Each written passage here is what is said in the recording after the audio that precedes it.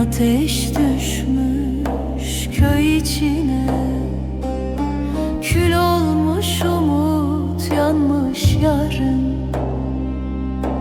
Of aman aman ne zor zaman, dert konuşur susar insan. Bir türkü tut kopar içinden, belki duyar taş olanlar. Tarlam kurak, suyum acı, eller nasıl ekmek sancı.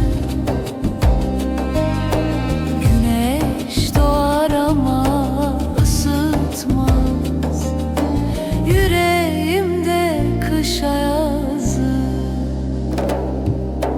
Of aman aman ne zor zaman, dert konuşur susar insan. Bir türkü tut kopar içinden, belki duyar sağır olan.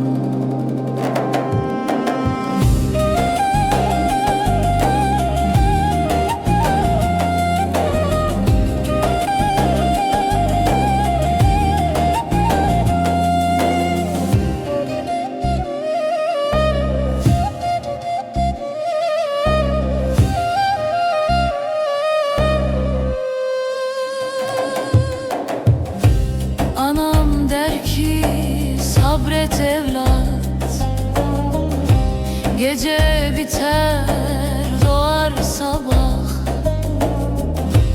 Ama bilmem hangi vakit bu karanlık çıkar yoldan.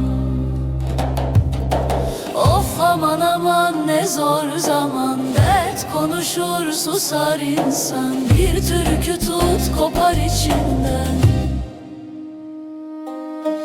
belki duyar dünya bir an.